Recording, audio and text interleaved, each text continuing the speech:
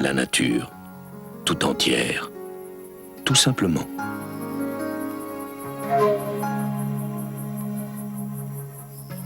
Kojima puise dans cette nature la matière de son métier. C'est pourquoi elle sait la protéger, la préserver et lui rendre ce qu'elle lui prend, en énergie. Il faut que les scientifiques s'engagent, prennent position. Il faut que les opinions puissent s'exprimer, que les populations puissent dire quel avenir elles veulent avoir. Et à ce moment-là, les politiques devront se soumettre et aux citoyens et aux opinions scientifiques bien étayées. Vous m'en posez un peu trop là, parce que c'est des trucs qui vont passer encore, qui sont encore foutre la pagaille ici, là, dans le coin, non?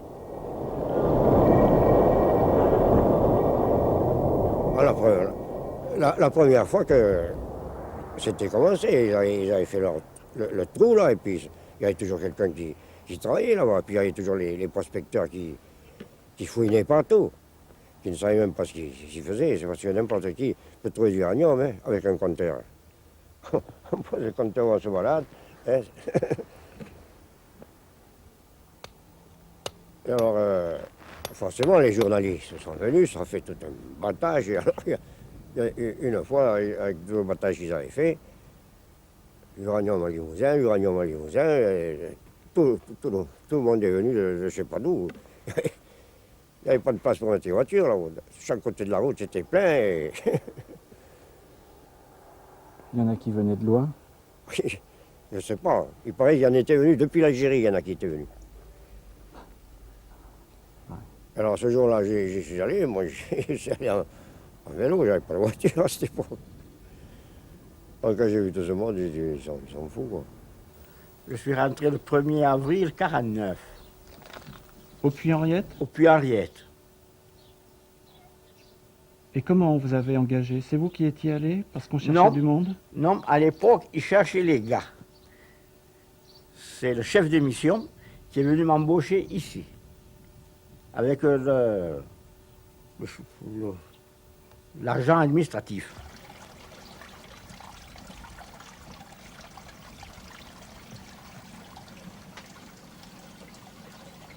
Là-dedans, il y a eu du minerai terrible, là. Comme ils n'en avaient jamais eu. D'ailleurs, on y a travaillé avec des cagoules dessous. Là. La première fois qu'ils ont trouvé ça. Jamais ils n'avaient vu ça. Alors, pendant un moment, ils nous avaient envoyé. On y travaillait 3 heures par semaine. Pas plus. Chacun son tour. Alors, quand les gars avaient fait leurs 3 heures, là, c'était ceux de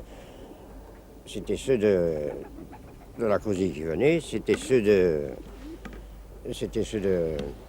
Sagnes qui venaient, même ceux de Vessines. Come on, you mucking slushers, you jackleg drillers and blasters. The price of uranium is up and there's money to make. Come on, you big rock boulders who answer to the name of miner. This old boom town is still around on the shores of Elliott Lake. Time cards in and out, up and down cages, gonna make a heaven out of hell-earned wages. Come on, Quirky, pay me now. I got 18 holes, I going pow, pow, pow, and there ain't no music finer. She's a damn good song for a miner, a damn good song for a miner.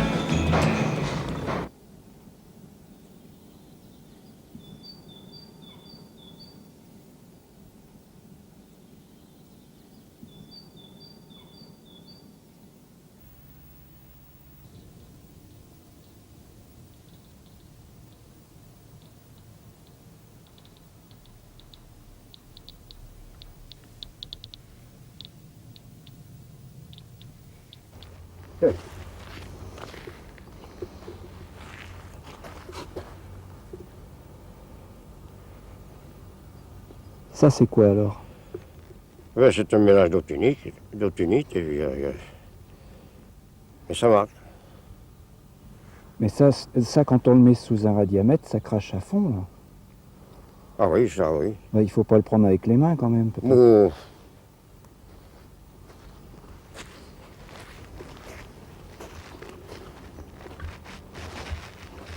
Et au début, est-ce qu'on parlait de tout ça vers les années 50? On parlait aux travailleurs? Que c'était dangereux, ça? Ouais. On leur disait ou pas?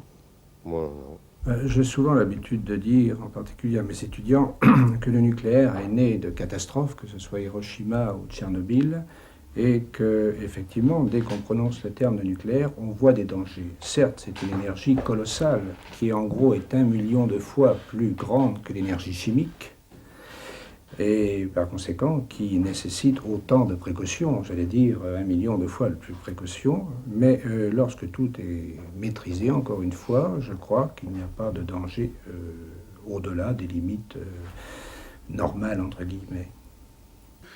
Je me suis rendu compte que les risques les plus élevés que l'on pouvait encourir, c'était ceux que présentaient les mines d'uranium. Les mines d'uranium pour les mineurs d'uranium.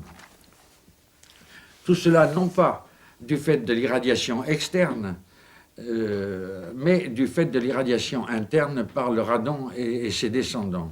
Alors, c'était plus des plaques qu'on avait, c'était un stylo. C'était comme... Alors, on regardait dans le stylo. Quand il était bloqué, il fallait s'en aller. On ne travaillait plus dans ce chantier. On allait dans ce chantier. Alors, quand on voulait s'en aller, le stylo, alors ils nous ont dit qu'il ne pouvait pas se falsifier, parce qu'il y avait plus moyen. Eh bien, on prenait un caillou, un caillouté, comme ce que je vous ai fait voir, là, mais principalement un noir, parce que ça crachait beaucoup plus. Et on mettait le stylo à côté, 1 heure après on y allait, et c'est bloqué.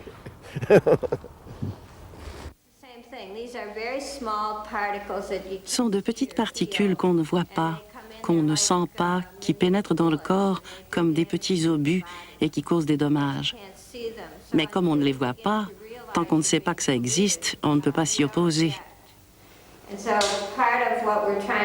Alors j'essaie de réveiller les gens avant qu'il soit trop tard. Ce qui m'inquiète vraiment, c'est le dommage causé au cerveau et à la santé des enfants.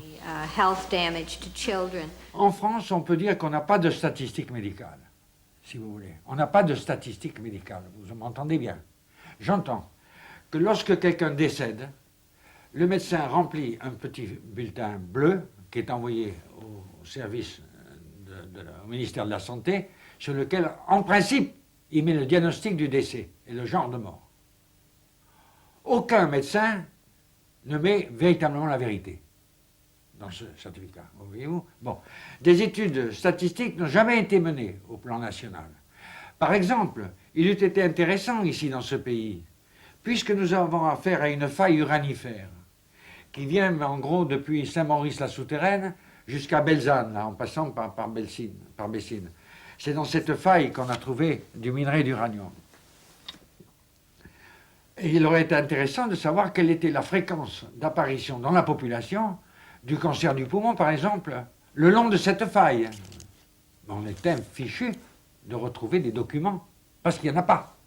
Je suis arrivé un petit peu après les années 70 et j'ai été un beau jour très fortement concerné par les problèmes liés à l'exploitation de l'uranium, étant donné que dans l'été 74, si je me souviens bien, j'ai construit une dalle de béton dans ma maison, dans ma cuisine précisément, et voulant toujours faire un moindre frais, j'ai essayé de faire ma dalle avec du tuf. Un ami qui travaillait à la Cogema, c'est intéressant à noter, m'a dit non, incorpore plus de sable, si c'est un problème, moi je te ramène du sable, t'inquiète pas, je sais où il y en a. Et donc j'ai construit ma dalle avec le sable qui m'a ramené. Et je me suis aperçu quelques années plus tard que ma dalle était très fortement radioactive. Je compte. Tu vois comme ça sature? Déjà 6000. Bon, je reste pas au-dessus. Le jour, on est arrivé à 59 737. Oh. 40 000.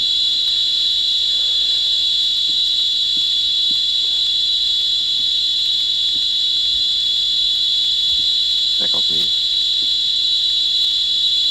53, 54, 55, 56, 57, 58, 59, 60, on a dépassé. Tu veux voir le résultat? Oui. 60 710. Nous avons voulu en savoir plus et la CRIRAD nous a suggéré de prélever des végétaux sur cette grille. Un petit peu à nos risques et périls parce qu'on s'en est ingurgité des doses pendant ce temps. Alors, nous avons prélevé des mousses, on a pris des feuilles, on a pris des brindilles de ceci, de cela, et on a envoyé tout ça à la CRIRAD qui a analysé. Et là, il se pose quand même une question relativement, non pas relativement, mais très importante. On a trouvé par kilo de matière sèche plus de 4 millions de becquerels par kilo de matière sèche, ce qui est énorme, absolument énorme, en plomb 210. On a trouvé également une quantité inférieure, mais importante quand même, 89 000 et des poussières, en plomb 212. Ce qu'il faut savoir, c'est que le plomb 212 et le plomb 210 sont des éléments de fin de chaîne de deux produits extrêmement radioactifs. Le plomb 210 vient de l'uranium 238, mais le plomb 212, lui, vient du thorium 232. Or, c'est quelque chose qui a fait tilt en moi, qui m'a choqué tout d'un coup, récemment. Mais, jusque-là, la COGEMA n'avait jamais parlé de thorium. Alors la COGEMA lâche du lest. D'abord, elle dit, oh, bon, oui, non, c'est pas dangereux, c'est conduit des mines, tout ça, ça se rejoint, etc. Bon. Oui, mais pourquoi là, particulièrement, il y a un taux absolument exceptionnel dans la région, on atteint 3 fois, en radioactivité, 3 fois la mesure qu'on trouve à 300 mètres du sarcophage de Tchernobyl. C'est quand même pas rien. Est-ce que vous pouvez nous expliquer à quoi sert l'appareil qui est dans votre cour là-bas? Ah, ça, je ne peux pas vous dire. Ça doit être la pollution de l'air, de je ne sais quoi. Moi, je ne peux pas vous certifier. Parce que jamais je n'ai demandé, et je ne sais pas si les gens me l'auraient eu dit. On ne vous l'a pas dit? Non. Mais on vous a demandé quand même l'autorisation? Mais bien sûr. Oui. Mais vous ne savez pas à quoi ça sert alors? Oh, ça doit être pour la pollution de l'air, je crois. Je crois. Et est-ce qu'on vous donne les résultats, par exemple? Non, mais jamais je ne les ai demandés même. Oui. C'est peut-être secret. Et alors là, je me disais, mais qu'est-ce qui s'est passé? S'ils étaient tout blancs, tout plein de poussière, c'était envoyé par le passage des camions. Et puis, finalement, un monsieur là, se ramassait là, je ne sais pas qui c'est, il a été gentil, s'est arrêté, et il a dit à ma femme, monsieur, faites attention, madame, faites attention, vous aurez intérêt à laver vos légumes. Alors, suite à une alerte donnée par la CRIRAD, j'ai demandé à ce qu'il y ait prise de mesures de l'air à la DAS. Et j'ai transmis ma demande à la mairie et à l'inspectrice de ma circonscription. Et à la suite de cela, la mairie a demandé au CRPM de venir prendre des mesures. Il a été pris des mesures dans l'école et comme les mesures n'étaient pas satisfaisantes et qu'il y avait une concentration particulière dans les salles d'eau, il a été posé des siphons. Figurez-vous que j'ai eu l'occasion de soigner un jeune de la CIMO qui, avant de mourir, un jeune technicien de la CIMO qui, avant de mourir, m'a fait voir ses mouchoirs imprégnés d'uranate. Vous savez, ce produit qui sort de l'usine La CIMO. C'est un cas notoire, c'est l'affaire Goglia. Bon, monsieur Goglia est mort dans mes bras, et il m'a fait promettre de défendre la cause de sa veuve. Il me dit, j'ai été contaminé par l'uranate, etc. Bon. Alors, voyant cela, j'en ai parlé au directeur de la CIMO à l'époque, il me dit, mais non, à l'ingénieur responsable, mais non, c'est pas toxique, etc. Bon, très bien. J'ai dit, moi, je veux aller plus loin, je veux bien que, à l'époque, j'étais pas tellement au courant, mais quand même, j'avais vu les mouchoirs imprégnés d'uranate, c'est ce produit jaune, comme cette espèce de poudre jaune. J'ai je me suis adressé au juge et j'ai fait faire une autopsie de mon malade qu'on est venu chercher à la sortie de l'église. On a fait une autopsie à Limoges et c'est le docteur Parra à l'époque qui a fait l'autopsie, c'est moi qui l'assistais, et nous avons découvert un cancer du pancréas généralisé, bon très bien. Mais jamais la CIMO de l'époque n'a voulu reconnaître qu'il s'agissait d'une maladie professionnelle. Et je n'ai jamais eu le compte-rendu de l'autopsie, véritablement. Alors qu'on avait envoyé à l'identité judiciaire des échantillons, etc. Je n'ai jamais su ce qu'il en avait été, ce qu'il en était devenu. Voyez-vous ? Et j'ai simplement su qu'un ingénieur, à l'occasion d'un jugement, avait dit « mais Goglia, il n'était pas exposé ». Comment expliquez-vous ce comportement, alors? Ben, expliquer ce comportement, premièrement, peut-être pour ne pas avoir d'histoire, pour que l'usine continue à tourner sans problème, et puis par une espèce d'incurie intellectuelle, je dirais. Hein? Voyez-vous, hein? Ce sont des gens, souvent, je le regrette de dire, qui n'ont pas une appréhension de l'humain telle que nous l'avons, nous les médecins. Voyez-vous? On parle beaucoup d'écologie aujourd'hui. Moi, je suis un écologiste, mais humain, pour l'humain, vous voyez. Bon, et moi, je pense que dans tout travail, dans tout risque, tout travailleur qui comporte des risques doit être suivi, doit être écouté, vous voyez. C'est tout le problème, en gros, des conditions de travail. Et là, en particulier, des conditions de travail dans le nucléaire. Il y a une petite chose qu'il faut dire, c'est qu'actuellement, la COGEMA considère que ces terrains sont propriété privée. Et là, il faut mettre absolument les choses au point. Lorsque la CIMO et la COGEMA sont arrivés, enfin c'était le CEA au départ, il y a c'est certain des gens qui ont vendu leur terrain de bon cœur. Il y en a d'autres qui n'ont absolument pas voulu vendre, qui ont été expropriés. Et puis il y en a d'autres pour qui c'était pas considéré comme quelque chose de très positif de se faire exproprier et qui, bon gré mal gré, ont quand même fait des tractations, qu'ils n'ont pas enrichi, qu'ils ont fait se séparer de terrain auquel ils tenaient et qui font que c'est de cette manière-là que la COGEMA a acquis ce qu'elle appelle sa propriété privée. Or, en fait, pour ça, c'est pas une propriété, c'est une appropriation.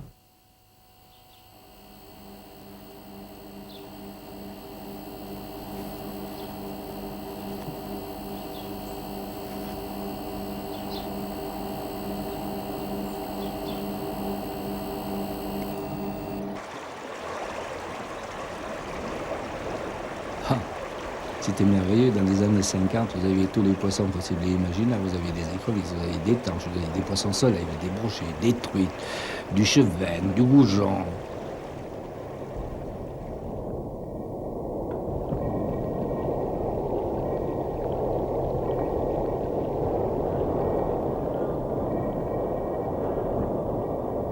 La COGEMA prétend faire preuve de transparence, eh ben, qu'elle le prouve. Qu'elle le prouve en nous laissant aller là où nous voulons. Puisque c'est pas dangereux, puisqu'ils n'ont rien mis, puisqu'ils n'ont rien dit, puisque c'est... Il n'y a rien. Ils prétendent que mais non, c'est pas dangereux pour la population. Eh ben alors, si c'est pas dangereux, laissez-nous voir. Laissez-nous voir ce qu'il y a là-dedans. Hein? Bon, eh ben non, à chaque fois, ça pose des problèmes. Si vous rentrez, nous on appelle le directeur. Bon ben alors on va rentrer alors. Ah ben moi je sais rien. Bon ben on fait comme ça alors. Mais vous pouvez pas nous accompagner là-bas? Alors nous on a des ordres, on les respecte, c'est normal. Hein. Vous sortez immédiatement s'il vous plaît. On aimerait s'expliquer, pour ça. Écoutez, il y a eu un film qui a été tourné par Envoyé spécial l'année dernière. S'il vous plaît. Bon. Ah non. Vous êtes sur un film. Vous allez filmer. Non, pas casser le matériel. Vous savez très bien que c'est pour nos enfants et nos petits-enfants. C'est ça la prière. C'est pour les générations futures. Vous savez très bien que j'ai toujours discuté avec vous, On monsieur a- Pénicaud. J'ai monsieur discuté avec Thierry Lamireau a écrit à M. Moreau. Il se heurte à une fin de non-recevoir. Je voudrais savoir pourquoi. Quelle réponse pouvez-vous nous donner? Nous avons vu. Nous voudrions montrer à la population. Pourquoi vous ne voulez pas, vous, qu'on montre à la population? Qu'est-ce que vous voulez cacher? Dites-le nous, clairement. Eh bien, nous n'avons rien à cacher, nous sommes Non, vous n'avez rien à expliqués. cacher, alors on veut Au filmer et vos sbires essayent de démolir notre matériel.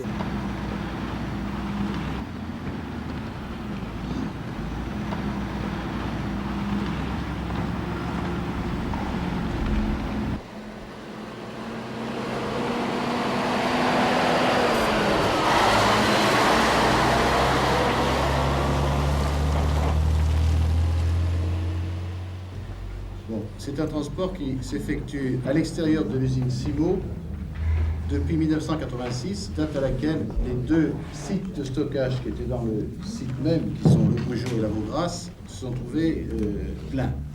Et nous avons décidé à ce moment-là de déposer un dossier qui a fait l'objet d'un arrêté préfectoral. Et disons, les produits à ce moment-là sont sortis de l'usine Cimo, ont été transportés par camion et ont été emmenés vers un nouveau site de stockage qui, dans un premier temps, s'est appelé Montmassacro, et dans un deuxième temps, Bézanne. Donc, Bézanne, c'est le site qui actuellement est en exercice, est en activité. Il s'agit bien sûr des produits, des résidus de traitement, hein, donc après que l'uranium qu'il contenait ait été retiré pour 95%, et qui contient bien sûr un certain nombre de produits de filiation, et en particulier le radium. Le radium est en totalité dans ces résidus de traitement. Néanmoins, je dirais l'activité massique, parce que c'est comme ça qu'il faut appeler les choses, c'est-à-dire l'activité du produit rapportée à son unité de masse, l'activité massique du produit est trop faible pour que ce produit puisse être appelé matière radioactive. On ne peut pas vivre avec le va-et-vient incessant des camions qui montent et qui descendent. Et c'est un bruit infernal. Ils ne respectent rien, ils roulent vite. Ils nous font des bras d'honneur quand on veut sortir de notre garage parce qu'on les dérange. Alors il faudrait savoir quel est le dérangé ou le non dérangé. De plus, je ne comprends pas que des camions qui portent le caducée de matière radioactive soient à découvert comme ça. Et que ce sable est donc radioactif, alors qu'on ne me dise pas que ce n'est pas polluant et que ce n'est pas méchant. Nos fenêtres sont détruites, notre peinture est abîmée, tout est abîmé. Alors, notre crépi, notre maison a été rénovée 6 mois avant le passage de ces camions. Et je peux affirmer qu'au mois de juin 91, l'an dernier, il passait en moyenne 40 camions toutes les 15 à 18 minutes. Contrairement à ce que m'a dit un monsieur qui s'occupe de la Cogema, qui est directeur que je ne nommerai pas, nous avons le tiers de notre année pour nous reposer, c'est-à-dire en comptant les nuits, les samedis et les dimanches. Alors je ne vois pas si c'est raisonnable ou ce que l'on peut en penser.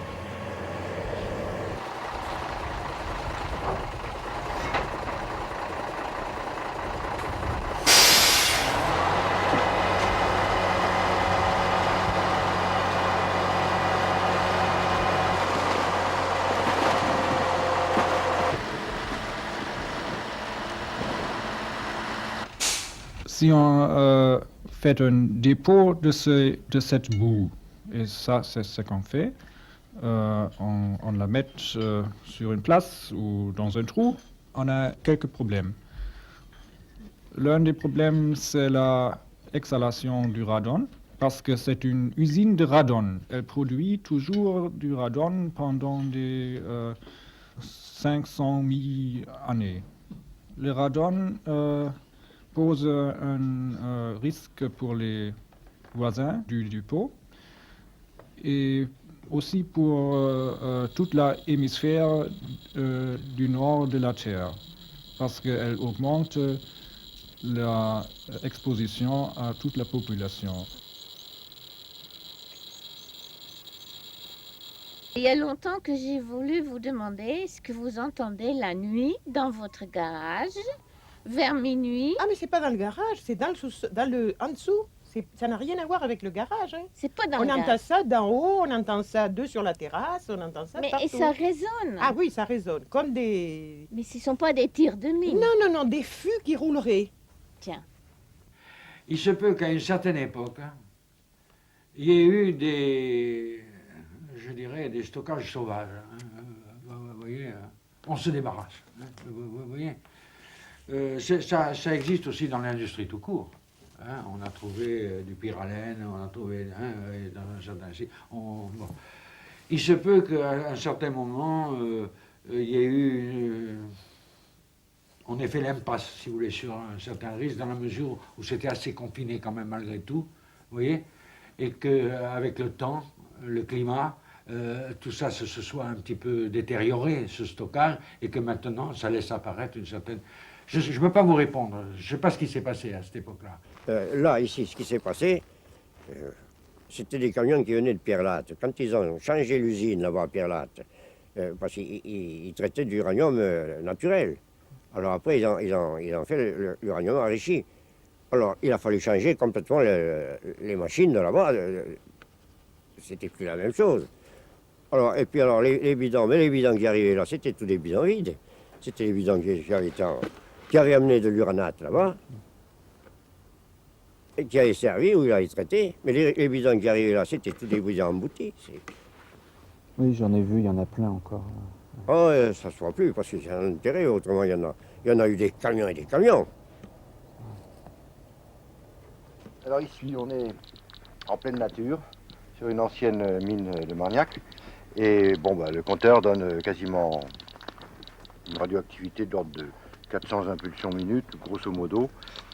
Et puis, on se rapproche de ce tas de plastique et de fûts écrasés. Et là, on va faire une mesure, parce que ça crache beaucoup. Allons-y, voilà, ça part tout d'un coup. C'est absolument incroyable. On en prend plein la gueule encore un coup. Celui 91, il devait être à peu près 3 heures du matin.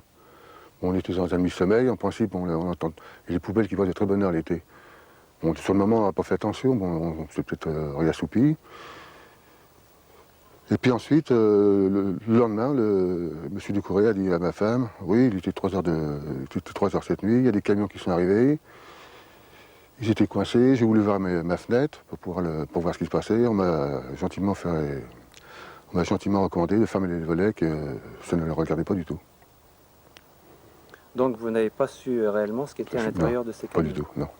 Enfin, le premier camion qu'on avait vu qui était venu, qui était coincé, derrière, il y avait le signe de l'uranium. Le signe des déchets radioactifs? Oui, déchets radioactifs, oui. Bon, mais la vérité, c'est que l'ANDRA, à travers un laboratoire de l'école des mines de géologie de Nancy, disons, faisait un essai de matériel dans une de nos mines qui se trouve être Penny. Il n'était pas question à l'époque, je n'ai pas entendu parler d'installer un laboratoire au sens de ceux qui sont actuellement prévus par l'ANDRA à Penny. Ce sont des essais de matériel. Il ne s'est jamais réalisé que des essais de matériel ou des essais, disons, de technologie, je dirais de technologie de stockage, mais en inerte. Je comprends que Kojima ait été conduite à cesser ses activités. J'aurais préféré qu'elle n'accompagne pas la cessation de ses activités de cette tentative de faire du Limousin un lieu d'entreposage, c'est-à-dire plus simplement une poubelle. J'aborde donc sans aucun préjugé des projets comme cela. J'essaie simplement de faire le bilan de ce qu'ils apportent en avantage et de ce qu'ils comportent comme inconvénients. Je vois bien les avantages pour la Kojima. En ce qui concerne le Limousin, on nous fait l'aumône de quelques emplois sans qualification. Sur le terrain de l'emploi, il faut dire que quantitativement et qualitativement, c'est voisin du néant.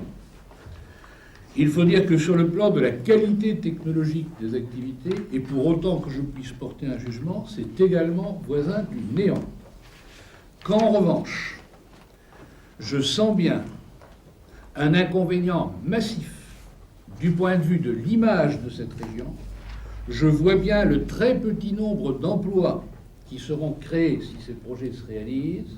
Je suis incapable de chiffrer les créations d'emplois qui n'auront pas lieu parce que la présence de ces activités, même si elles ne sont pas objectivement dangereuses, par le sentiment qu'on aura de leur dangerosité, empêchera de se créer. Je voudrais donc dire que je proposerai, moi, à l'institution dont j'ai la responsabilité, au nom de ses compétences sur le développement économique du Limousin, et pas seulement pour des préoccupations d'environnement, de s'opposer à ces projets.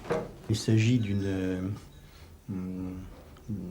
installation de transformation du composé, des composés du thorium pour le transformer en un autre composé. Et le thorium, les deux isotopes du thorium qui existent dans le thorium naturel, sont classés officiellement, légalement, en catégorie 1 et 2, c'est-à-dire en très radiotoxique et fortement radiotoxique et radiotoxique. Le thorium est un des radioéléments les plus radiotoxiques et il est dans la classification parmi les éléments assez connus le plus radiotoxique. Il est plus radiotoxique que le plutonium par exemple. On a toujours tendance à penser que le plutonium est le plus radiotoxique des radioéléments, mais c'est pas vrai, c'est le thorium. Donc ça doit aussi rentrer en ligne de compte. C'est pas parce qu'il est naturel qu'il n'est pas dangereux, quoi. Donc là, il y a sûrement beaucoup de précautions à prendre avant de se lancer dans une opération pareille, qui est quand même une grosse opération assez dangereuse. Alors pour l'uranium appauvri, c'est un peu plus compliqué, parce que d'un côté, la législation dit c'est un radiotoxique très faible, et de l'autre côté, quand on cherche la quantité qu'il ne faut pas dépasser en inhalation ou en ingestion, on s'aperçoit que le législateur prend l'uranium comme un produit relativement radiotoxique. Donc il y a un paradoxe qui, au niveau légal, évidemment, n'est pas utilisable, mais qui doit être quand même dans la conscience des gens pour voir que c'est pas négligeable. Il n'y a pas de solution actuellement industrielle pour le réemploi de ces substances. Donc quand on nous parle de revalorisation, soit du thorium, soit de l'uranium appauvri, c'est une arnaque et un bluff technique. Que ce soit Cogema, que ce soit EDF, tous ces gens-là bluffent sur la capacité qu'il y a à faire du nucléaire sûr, du nucléaire qui serait à la fois sûr et pas cher. C'est pas possible. Si vraiment on essaie de garantir la sûreté des populations, même dans les premières étapes, on peut dire d'une certaine manière les plus simples, comme la production de l'uranium qui va être enrichi, à ce moment-là, on va arriver à un prix de l'uranium qui est très élevé, qui sera complètement en décalage avec le marché mondial. Quelle sera la décision? Simplement, Cogema sera obligé de trouver une manière polie de fermer ces unités qui sont devenues trop chères. À Rio, proprement dit, il n'a pas été dit grand-chose sur les déchets radioactifs parce qu'il n'y a pas eu véritablement de campagne sur ce thème. S'agissant d'une réunion internationale, c'était l'Agence internationale de l'énergie atomique qui avait la parole. Et il est évident, tout le monde sait, que cette organisation est complètement dominée par le lobby pro-nucléaire et que son seul objectif, c'est le développement du nucléaire. Et je mets au défi, une chaîne ou une autre, de venir nous poser des questions, de venir nous dire, d'accord, nous passons par-dessus le gouvernement, par-dessus les décisions Cogema, les décisions, etc. Nous sommes libres, nous allons faire un reportage avec vous. Nous prenons les risques, nous y allons sans demander l'autorisation de personne. Mais le plus important maintenant, c'est pour l'avenir et pour les nouveaux déchets radioactifs ou les sous-produits. Là, je crois qu'il faut être très clair. L'ensemble des produits de toute nature, qualifiés déchets ou non, doivent rester là où ils sont, au nom du principe de proximité. Il n'est pas question de les déplacer. Les centrales nucléaires qu'on commence à démanteler doivent devenir les cimetières des déchets radioactifs, en attendant qu'on trouve des solutions techniques nouvelles. Et il faut également limiter la production de déchets radioactifs, et pour ça, il faut stopper le programme nucléaire.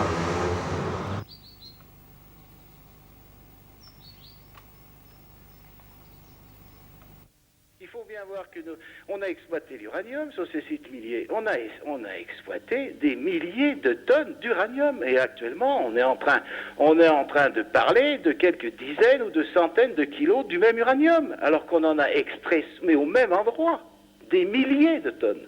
Le Limousin n'est pas du tout une poubelle nucléaire. Disons, il reste bien moins de radioactivité en Limousin qu'il y en avait avant notre arrivée. Mais l'uranium, on l'a enlevé, on était venu pour ça. Et l'uranium, il est passé dans les centrales nucléaires.